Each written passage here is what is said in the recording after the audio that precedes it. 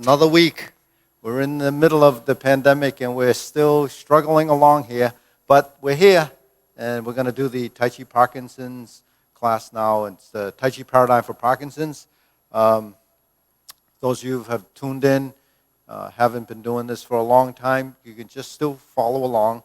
I work with a lot of different strategies to help with the walking, turning, loosening the body, ultimately developing more motor skill, which is actually one of the, I think, most important part of, movement for life and movement for Parkinson. So just tune in, stay sort of with the attention of how the body, and listen to the content so that you can see what we're striving to do. Mainly, get rid of some of the tension in the body and develop motions that the body might not be familiar with. All right, so we start off with our feet shoulder width, hands up like this. So this is a circle. It's the geometry of position, and we turn. 1, 2, 3. We want to loosen up the lower back. 3, 4. 1, 2, 3.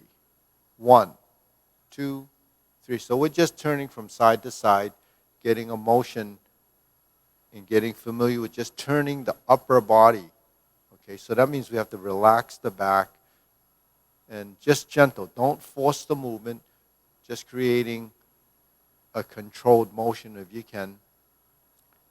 And I go 3 times just to get a little bit of a pulse.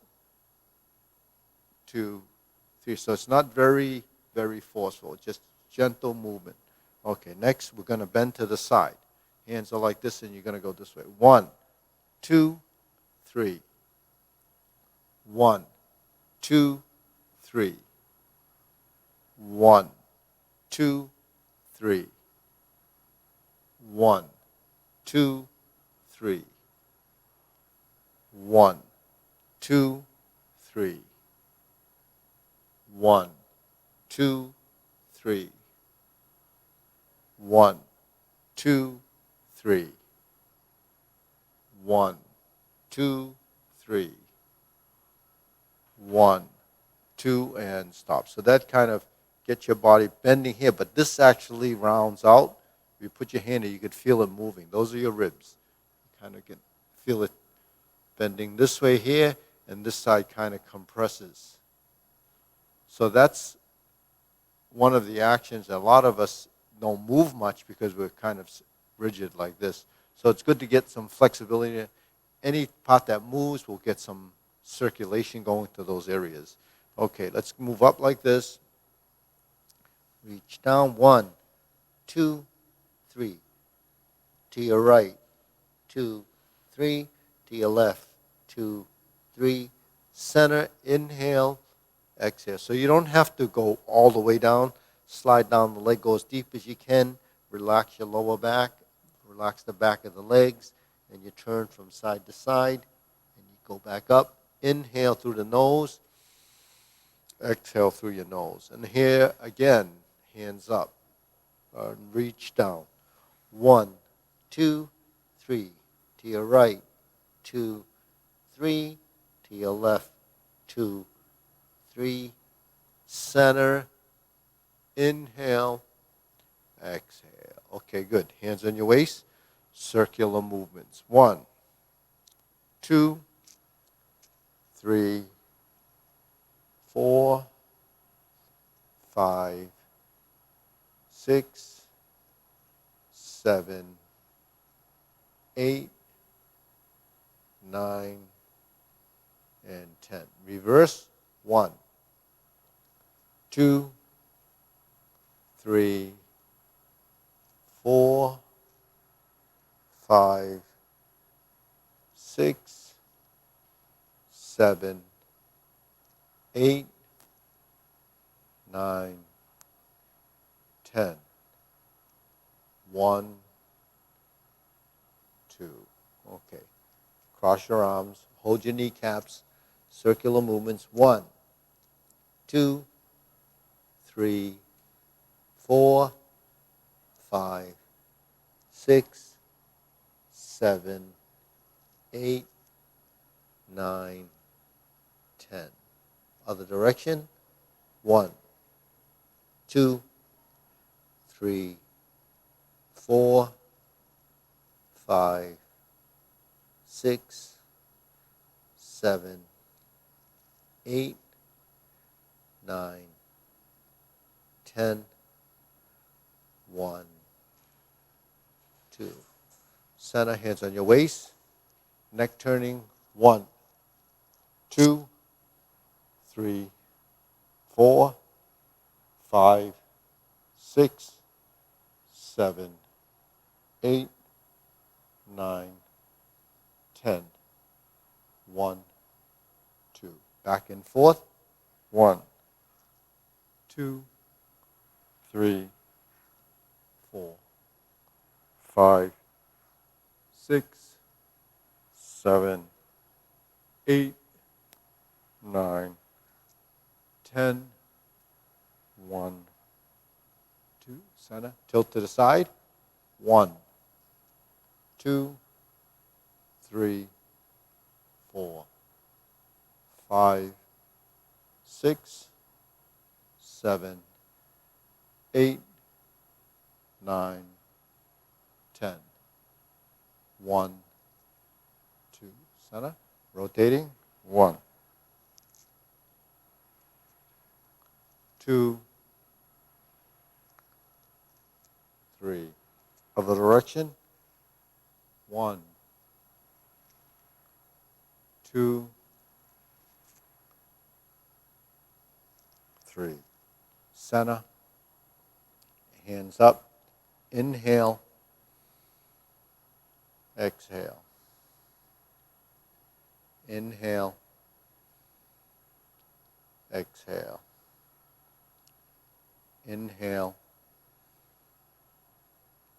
Exhale. Okay, we're going to spread the feet. Turn the shoulders. 1, 2, 3, 4, 5, 6, 7, 8, 9, 10.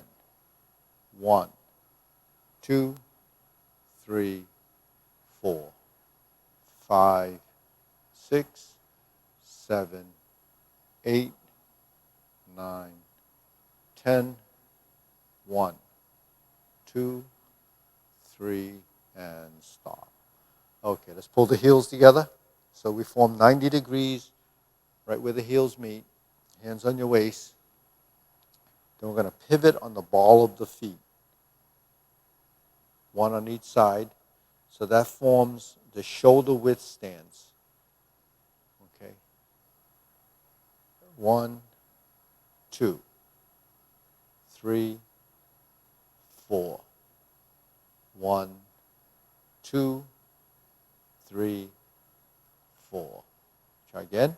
1, 2, 3, and stop. Now we're going to take the heel and move it out this way, 45 degrees, and then turn. Then we go forward and back. Okay. So we're just working the lower half of the body because this is really where a lot of people have trouble.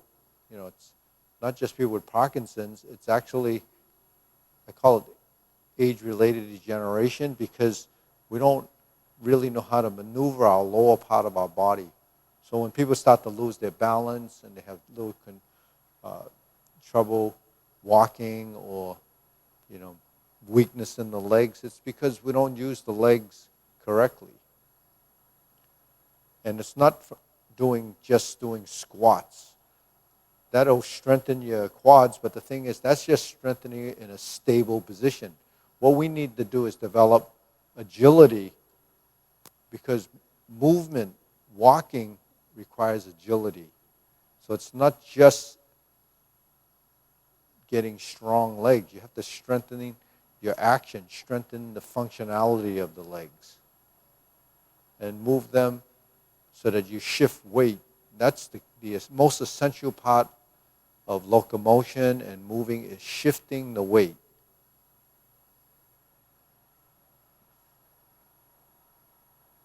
And you go forward and back. So what we're doing is alternating the knees. If you look one knee bends, the other one straightens, and you build that relationship.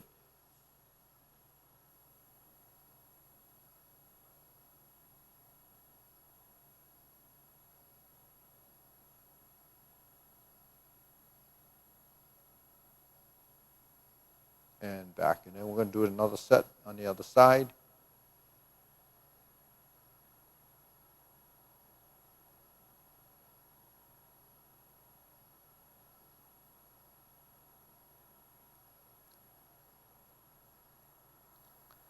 And our knees learn to develop that coordination where one bends, one straightens, one bends. Okay, deep breathing, hands up. Inhale up on your toes. Exhale. Inhale. Exhale. Inhale. Exhale.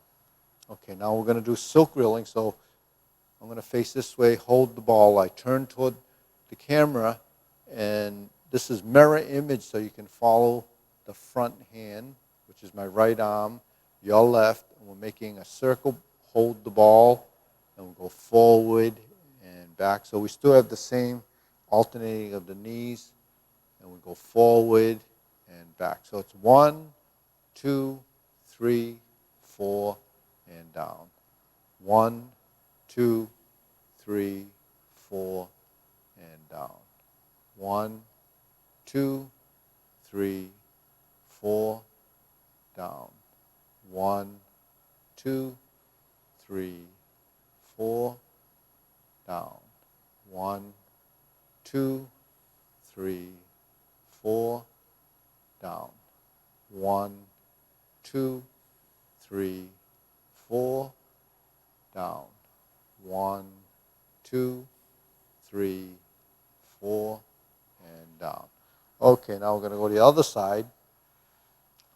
Face this way, forward and back.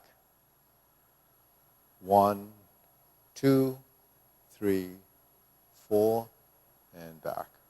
1, 2, 3, 4, and back. So back is like 5, 1, 2, 3, 4, and 0 or 5 is here. So that's your starting position. And you turn toward the camera or turn toward me. And this is mirror image. If you can track the movement.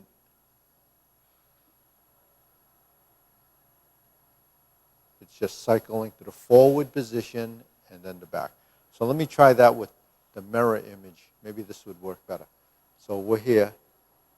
Forward, back. 1, 2, 3, 4, 5.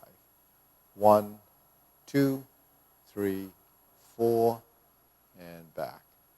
1, 2, 3, 4, and down. Now we're going to switch the other side. We're going to face this way. Okay.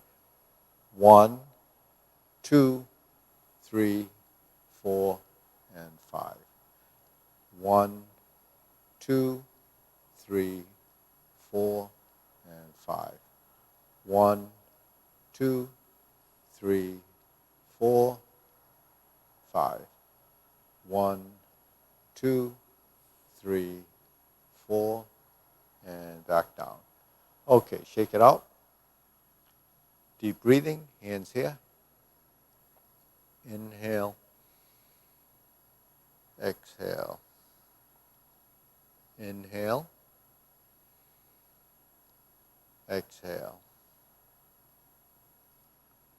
Inhale. Exhale. Okay, one more time. Inhale. Exhale. Okay, next we're going to cross the arms like this. So this, I think, is easier with the mirror image. I have one foot in front. We're going to cross like this and open the arms. 1, 2, 3, 4, 5, 6. Switch the other side. So more weight on the back leg, cross the arms. 1, 2, 3, and 4. Okay, a couple more. 1, 2. Okay, that might be a little tricky now. Feet shoulder width, we're going to work with this movement, which is preparation. Just lift the arms, drop the elbows, and push down. When we push down, relax the knees and bend or sink. Fold the knees.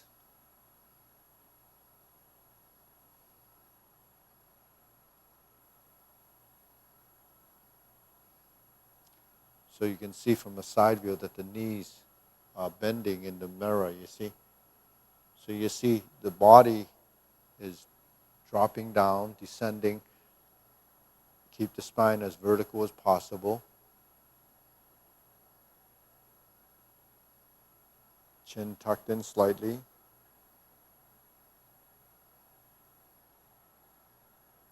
Okay, next, we're going to do the standing position. So you hold the ball like this, lower hoop, that's waist level.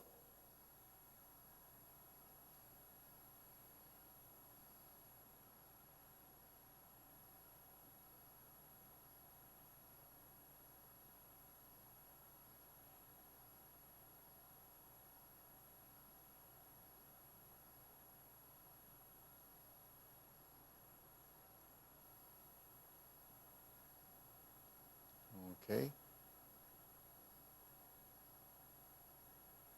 Shoulder height.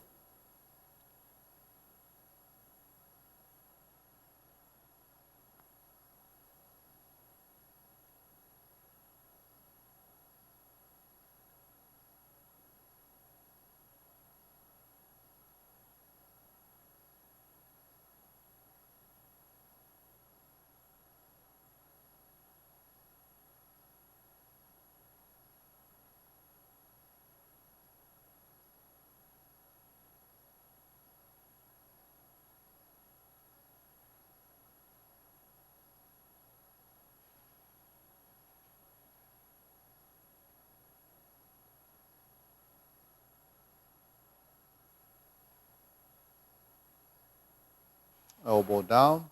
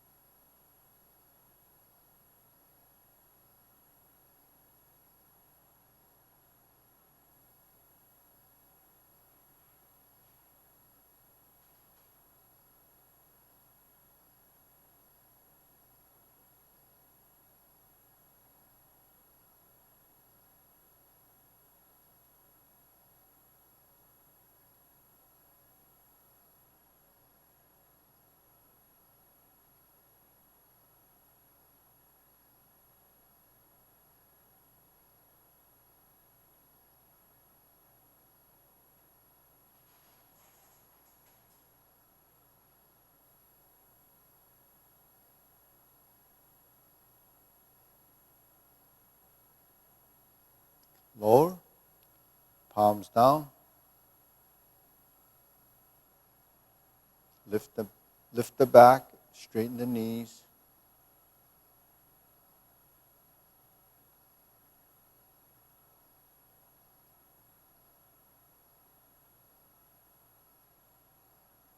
Extend.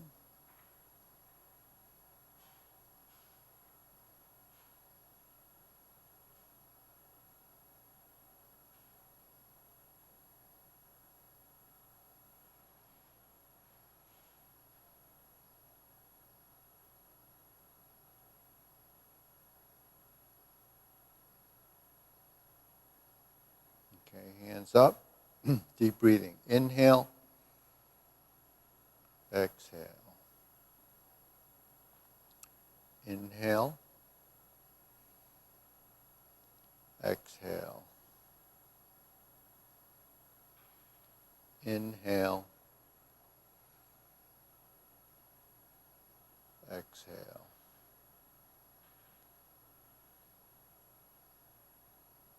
Okay, good. Hands like this. Now this is called diagonal flying. So these are movements that are inside the form, which we'll go over later on. So this is called diagonal flying. It's slanting up like this. It looks kind of like silk reeling, but the thing is silk reeling is continuous like this. So diagonal flying is just one segment, one piece of that. So all we're doing is from here to here without the big twisting and continuous motion. You're just going to do from A to B and then back. A to B and back. Now let's go to the other side. So we have one on each side. It's a right and left diagonal flying. So this is the side that's upper hand with the forward leg. So your finishing position is here, and this is where we start.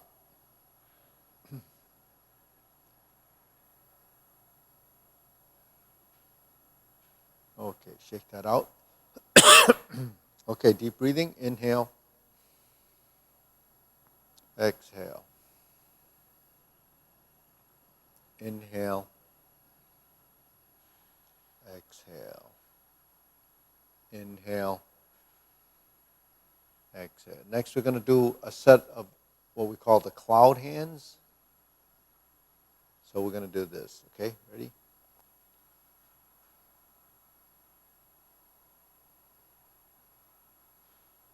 Just shift from side to side.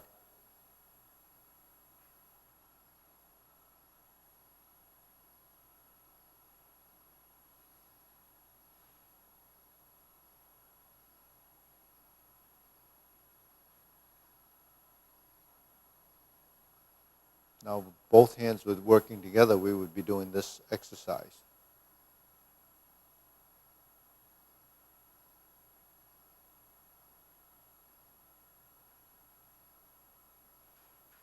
So those are two circles. They're like this. Now we offset those, and you would have cloud hands if you turned.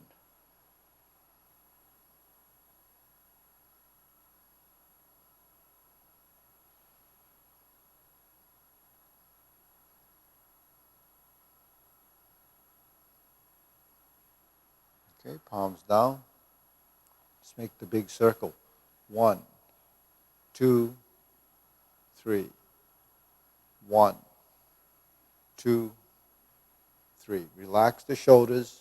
1, 2, 3. 1. This is the big circle. Then we're going to do a medium circle, or medium circle would be the elbows here.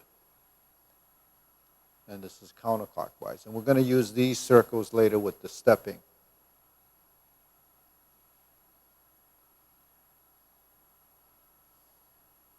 And down.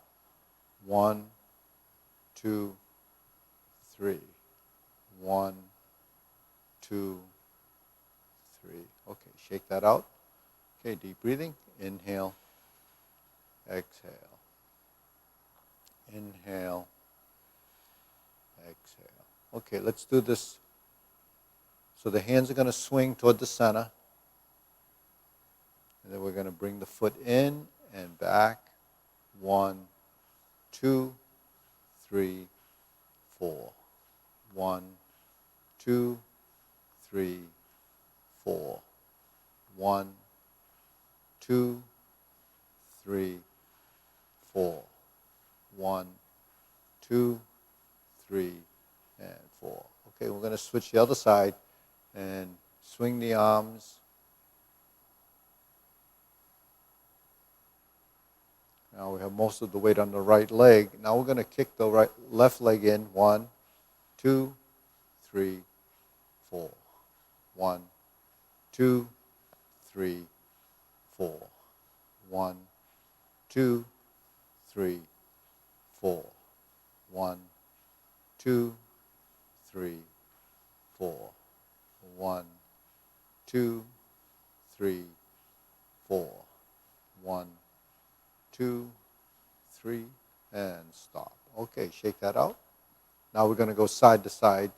Arms are going to go like this. Now we're going to shift the weight over to the left and then bring it in. 1, 2, 3, 4.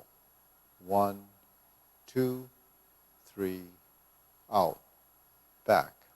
1, 2, 3, 4. 1, 2, 3, and stop.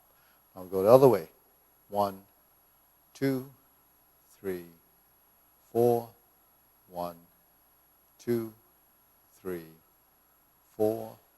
1, 2, 3, and stop. Okay, deep breathing again. Inhale. Exhale. Inhale. Exhale. Inhale. Exhale. Okay, next we're going to do a set of carry tiger to the mountain. So we're here. That's the lower hoop, middle, upper hoop. Turn the palms out. Okay, so we're going to go from here. Ready? 1, 2, 3, and out. Now we drop the elbows, cross, and then lower. Okay, so that cycles through 1, 2, 3. Lift up. 1, 2, 3. Lift up. 1, 2, 3. Lift up. 1, 2, 3. Lift up. 1, 2, 3. Couple of more times. Lift up. Palms out. Cross. And level. Lift up. Out. In. And down. Okay, one more time. Lift up. 1, 2, 3, and down. One more time. Lift up. 1, 2, 3. Okay, infinity sign. That's the figure 8 on its side.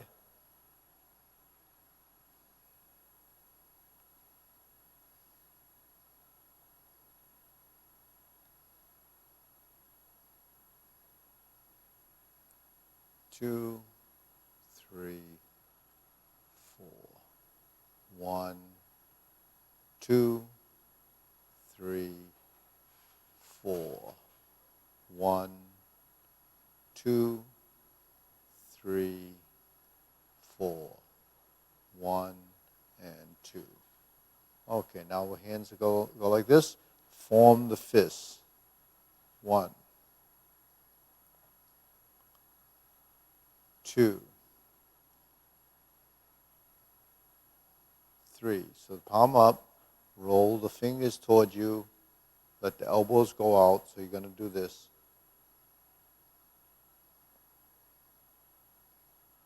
And punch. Once you roll it around, clench your fist, and then kind of draw back and let it out. So it's not a real physical, powerful punch. It's just going through a transition to create, form the fist, which is this, and punch. 1, 2. Good. Next, we're going to go to the sun aligned position. There's your triangle. Remember, this is the circle. This is your triangle. And we're going to strum the lute.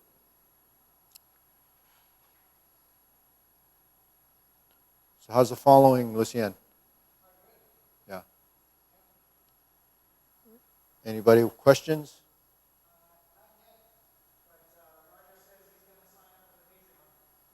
Oh, it's good. Thank you, Roger.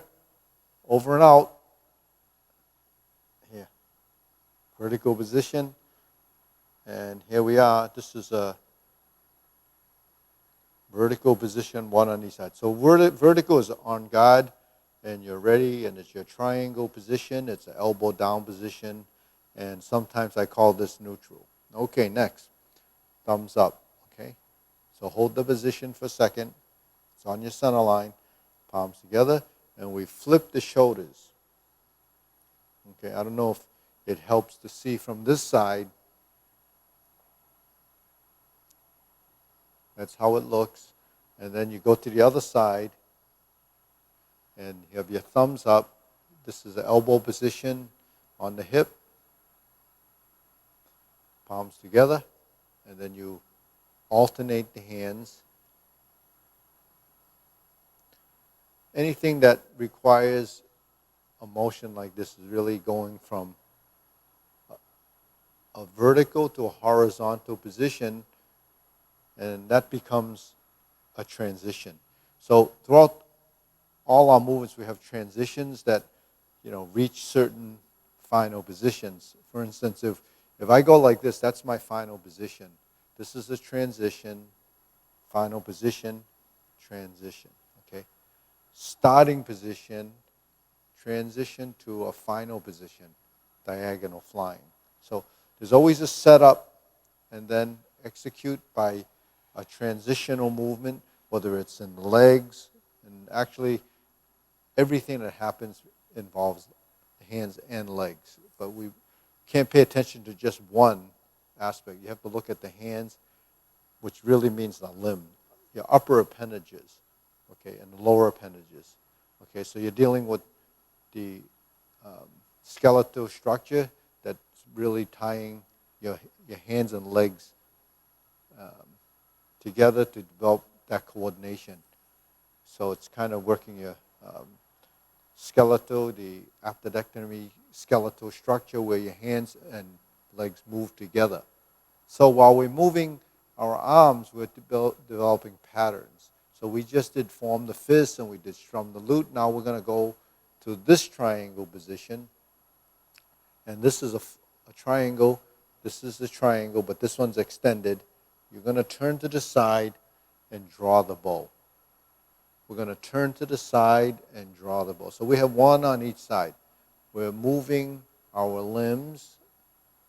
Now, even though the knees are not bending, they are still carrying weight. They're still carrying a load. It's your body weight. Your body weight is the load that's supported by your legs. So while we're standing here for a good 1 hour, the legs are doing some work. Even though it doesn't seem like you're doing a whole lot, it's still holding a position. So because of that, you are working those leg muscles. And there is a sense of shifting. And what does that feel like? It feels like one side starts to bear more weight than the other because there is some kind of a body drifting from side to side, shifting of weight. Okay, now next we're going to go to this position. This is your horse stance, feet out 45 degrees, and we can cross our hands. This hand's on top, this hand's on top, depending on which side you are. So the hand that's on top is going to go over there. So I'm going to lift up and then go out. I'm going to put this side on top. When I lift up, it goes out. Okay, just track the upper hand. Upper hand becomes the outer hand. Upper to outer. Upper to outer. And then we do it a few times. Just now what we're focusing on is the hands. But actually look at the shoulders. Look at your shoulder girdle. Look at this area, your pecs, your shoulders are lifting. You're lifting like this.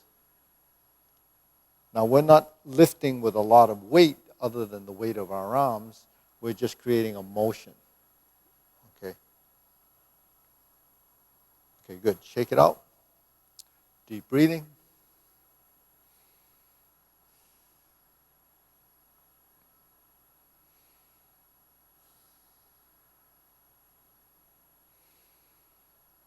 So we inhale and exhale through the nose. Now, unlike other exercises where you might have some resistance, like when you work with some weights or some dumbbells or barbells or whatever you're using as an apparatus, you're using those devices for resistance.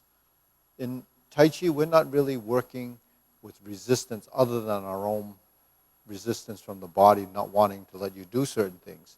So we try to avoid that resistance, and what we're trying to do is use only our skeletal structure. We manipulate that, and we carry our body weight. So your body weight is what your legs have to support. So if you have, if you're very light-weighted, then the legs would just be just the right amount of strength to support that body weight. If you're heavier, then your legs are designed to support that type of weight. So everyone's has an individual characteristic, and everyone is supporting their weight by these two legs, the two appendages that are down, and the weight goes into the soles of your feet. So that's what has to happen, is that when we shift our weight or we take a step, what supports us is our legs, but ultimately the contact surface is the soles of your feet. So your soles of your feet has nerve endings and also sends impulses to your body and into the brain to let you know that feedback as to where you are. Now you have to develop a sensitivity and a feeling by feeling weight over these feet. So that's why when we shift our weight, we feel that. When we're in a position and we feel weight going forward, even though we don't pay attention to the fact that it's in the soles of our feet, we just feel that our body shifted, and might be unstable because why? You might be going on the ball of your foot, and then the heel is actually not down. So the heel is not down because you're not relaxing and letting the ankle go. You have to let the ankle shift and pivot so that where the ankle bone is and it pivots so the knee goes forward, allows you to keep your heel down. If your ankle tenses and your knee goes forward, what ends up happening is you end up doing that, and you're going to be unstable because you're going from a big base to the ball of your foot, which is a smaller base. Now, when you shift like that, can you stay balanced? You can if you control that, because your foot is actually going to do some of this stuff. And we're doing that with both two balls of the feet when we do a deep breath. But even then, with two balls of your feet standing like this, you could end up doing this or falling backwards because you don't have stability or strength in your calves. So when you go up into the balls of your feet, you have to keep your torso as vertical as possible. So that's what we're doing, is trying to keep that vertical torso. Now when we stand like this and we're going to walk, you want to have a vertical torso, but yet not have it excessively stiff or rigid. Okay? So going through these exercises that we just went through actually just takes us into a vertical line of alignment in a vertical plane. So the top of our head goes down the spine to the tailbone, and tailbone goes right into the heels. Now we have two heels meeting, so that it's going to be right in the center. If my feet are parallel like this, when I shift over, then my tailbone is dropping toward, or at least closer to, the heel of the back leg or the supporting leg. So in other words, if you see from the back side, this is between my feet where the heels meet. That's what bisects the body, the center line. Now if I turn like this, so where that point is, where the two heels would meet, is where my tailbone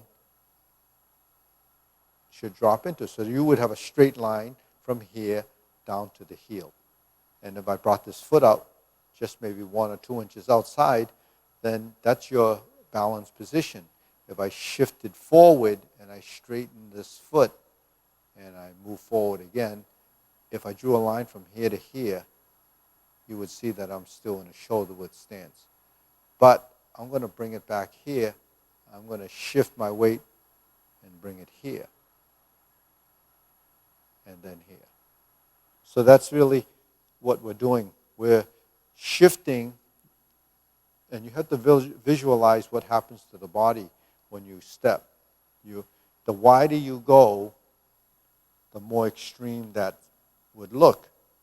So no one would, if you had to walk like this down the street, you actually would have walked twice as far because it takes you longer to do that because you're not actually going right through, you're going from here. So you kind of would make the diagonal longer so you would cover more territory. So you don't, for efficiency, you would want to be maybe 2 inches outside here, and then you would walk straight and then shift your weight into the soles of your feet and feel that pressure as it supports your weight. Now you go down, don't lift the foot too high, keep it close to the ground. That's even more efficient because if you took steps like this,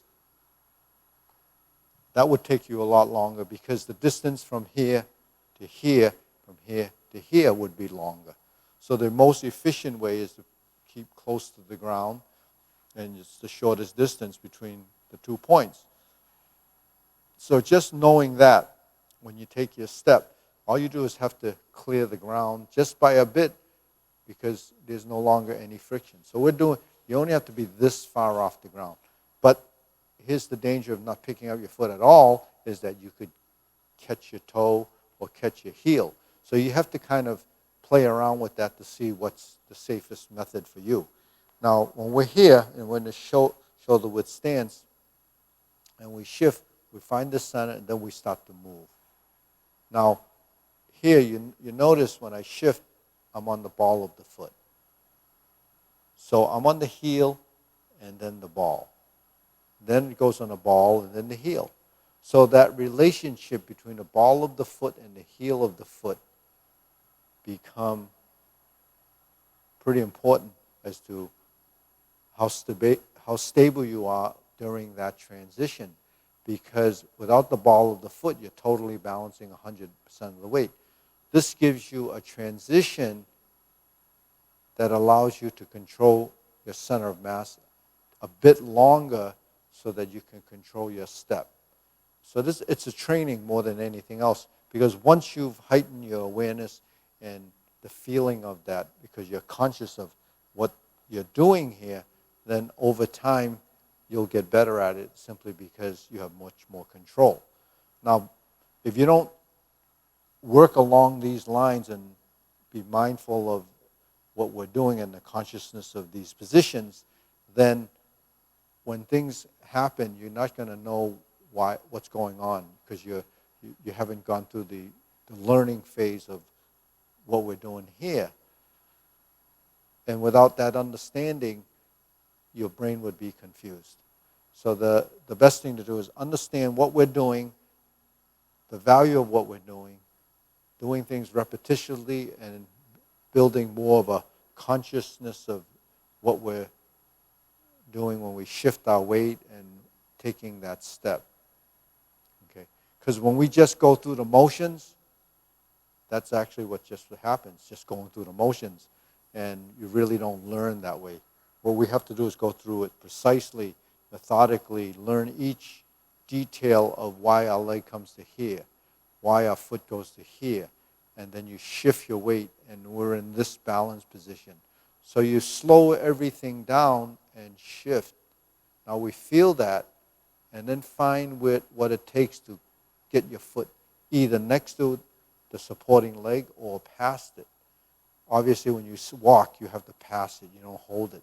You don't sustain it, but you're sustaining the weight enough to be able to move that leg beyond the center line, which is now here. Because between here and here is really the center. You follow me there? Between here and here is the center. So when we do this and this and this, you're maintaining a center, because when we're here and we push off, and then we're here and we push off, that's how we make our first and second steps. Now, the idea of this turning in a corner is the same procedure. Now, when we turn, looking at it from the backside, when I turn and I'm here, this is just like this.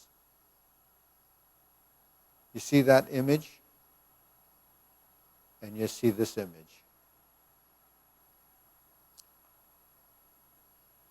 Those are the same positions. Those are the same positions as we take a step forward. So, because we're familiar with this,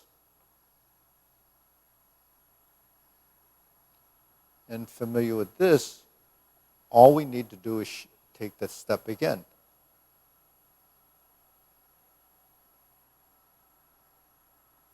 See that? So, essentially what happens is pivoting on the heel of the foot to the ball, heel of the foot to the ball. That's one technique. The other way is to turn on the toe and then go to the heel, but then we have to go to this position. You see? So you see what, that's sort of a category of positions that we're using to develop that first step. But between this and this, without bending the knees too much, is the Tai Chi footwork. Because that's what we're doing when we take our steps in Tai Chi. Although we do the toe out position, here's where we are, then we turn. So that's doing a turn in the hips. The other foot is the turn of the body and the hips. Okay, so we develop some control about which foot to pivot and which way we're going. Remember when we use our foot as a steering, the toe dictates the direction of movement. Here's your position. So this is the basic way of moving into another direction. So that's something that, if you play around with that and work with that each and every day, then you're going to get familiar with that. And if you do it over time and you're paying attention to it, not just going through motion, understand what that means. You might just do this 10 times or 20 times, just 1, 2, pause, back, 1, 2, step, pause. So those just that will take you in that direction. And to cycle through that, I'm just going to say, go in this direction, take a step, go in this direction, take a step, go in this direction, take a step. Now if you notice, I'm actually cycling counterclockwise, looking down from the top. If I go this way, which is clockwise, it's the same thing, but going clockwise. Okay, so you see how, if you break it down, how simple it is to move forward and then change directions. Take a step. If you had to do it twice, you would have done a 90-degree turn. Now, if you want to do a 90-degree turn, then you'd have to turn extremely over to here. So what happened? Look at the hip. Now, you can't actually turn this much without supporting your weight here, almost 100% before you turn here. So that's a little bit more extreme, but at the same time, if your hip doesn't open up 90 degrees, you're better off going 45 and 45. In other words, I'll go 45, step, 45, step. And that would be, broken down into 2 segments. But at the same time, if I'm going to go in that direction, unless you're going down a very narrow path, if I turn like this, I could take my step, and then once I'm in my motion, I can actually adjust the second or third step. Because once I'm here and I take my step, 1, there's my adjustment to the step. So where's that happen? Look at the Tai Chi leg work. If I go like this, and I toe out like this and I step, and then I change it. There's my 45 in the corner over to here. So there's my step. How I got there is the hip. Your hips will only have to shift from here. 1, 2, 3, 4. Okay, so you see, the hip should always be square in the direction you're headed in. That's a double pivot. If I went like this, 1, square my hip. But here's the tricky thing about squaring your hip. You have to relax your joints. So if I'm here in this corner and I want to turn there, I have to relax my hip to allow my foot to open and turn in this direction. So I follow my nose and the hips will go. You see, you have to release. So that's a bit of control that you have to build into your movements. Okay, so that's a lot about walking and stepping. Now, when we do this, that's working the shoulders a lot. Right? This is working the shoulders a lot. This is working the shoulders a bit less, but you're still relaxing the shoulders. Now, when we step forward, 1, 2, 3, and go backwards, 1, 2, 3, you have opposites. Clockwise, counterclockwise. We're going forward is right, left, center, right, left, and then you're in the center, there's your right foot, left, right, center. Okay, now that's the forward and backward exercise that we've been doing. But the diamond step that we've been doing, where you kind of turn to this corner, and I'm going to walk in a square, 1, 2, 3, I'm going to go 1, 2, 3. I should have stepped on my right first, 1, 2, 3. Now I got to turn like this, which might be a little bit trickier, but you're stepping. Now you're learning to go backwards, forward, still right, left, center.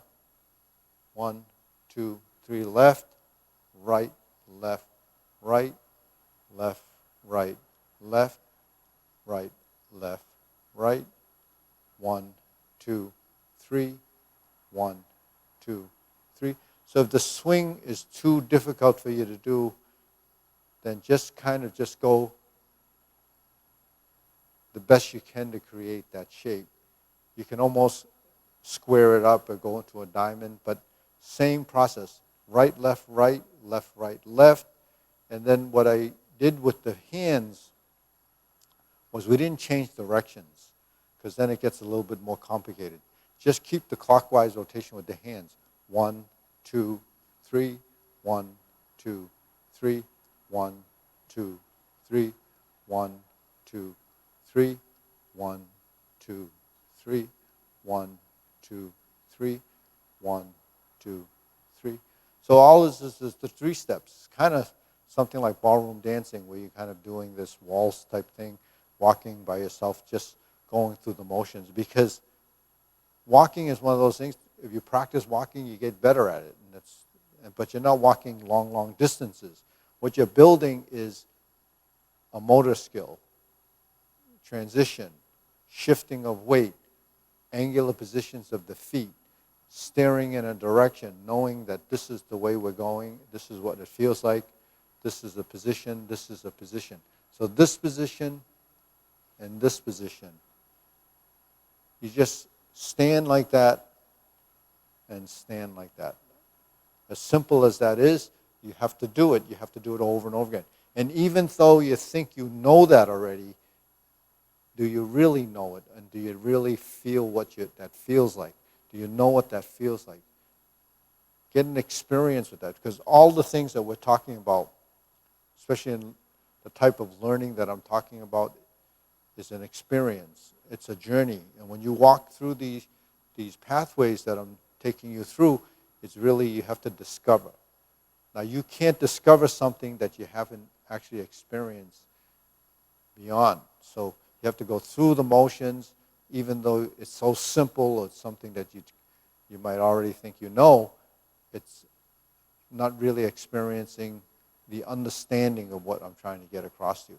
So that could take more time than you expect, but the thing is, you have to go through it. So, Lucian, what time is it? Yeah.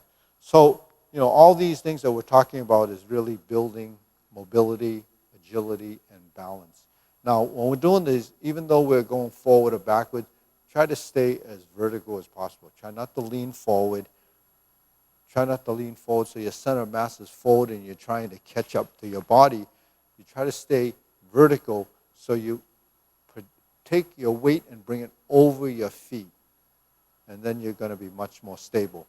And if you have your body going forward and you trip, there's nothing worse than falling forward when your legs get caught. Because you can just take a look at this. If my body's like this and I'm catching up and then my feet get stuck and the feet don't move, you're only going to go forward. So that's just some advice, because when you're in the vertical position, even if your foot gets caught, your body's going to be flexible enough to kind of be able to respond. So if the body is very rigid, this,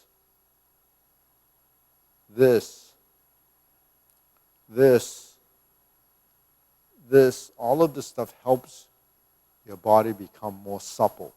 And the more supple it is, the more relaxed it will be, and the less stress your body will go through. So I know, some people that are newly diagnosed are very concerned and they're stressed about this, and that's understandable. But the thing is, it is still a motor skill. You have to work through it and use these tools. This is a tool for you to work with to enhance your understanding of what your body was going through, and you try to use these tools as a preventive medicine. It's not something like medicine that you would take orally. It's just a medicine for your body, where the mind and body has to work together. And you can build off of that and then just build more and more motor skill, because the neurons in your brain still will be firing it, but you have to get it to work, or at least understand how it works. And hopefully you'll improve just through this process. So anyways, YouTube, subscribe. You can go on our website, and actually we have a new program that we started, and that's sort of for some support going forward, because, yep.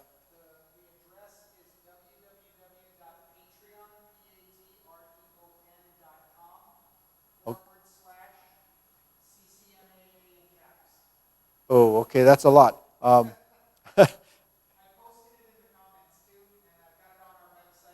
Okay. Yeah, so we have a new thing on our website. It's called the Patreon. You can access it by, how do you spell Patreon? Patreon, Patreon. It's kind of an explanation about, going forward after the pandemic, what kind of hardships we're going to be going through, because a lot of students haven't returned, and that's been kind of a problem, because I have to support this big space, and we're still streaming. A lot of the funding that we thought we would be getting to help support some of this doesn't exist, at least at this point. But anyways, I'm going to continue to do it regardless, and hopefully we have some outside support. Even minimally, it's better than nothing at this point. But hope everyone gets a lot from these videos. It's the reason why we continued it throughout the pandemic. It's not because it's something that we wanted to stop simply because the pandemic and the way people had to stay at home and so forth. We just wanted to keep you active so you can learn about what you have to do to overcome some of the problems. And we actually gained a lot of new viewership, especially people with Parkinson's, because there's nothing like what we're doing with this program. At least that's how I feel, because I do the program. So anyways, if you have any questions, feel free to email us. I'll answer anything that you would have as a question, and I'll focus on what issues you might have. All right, I'll see you next time.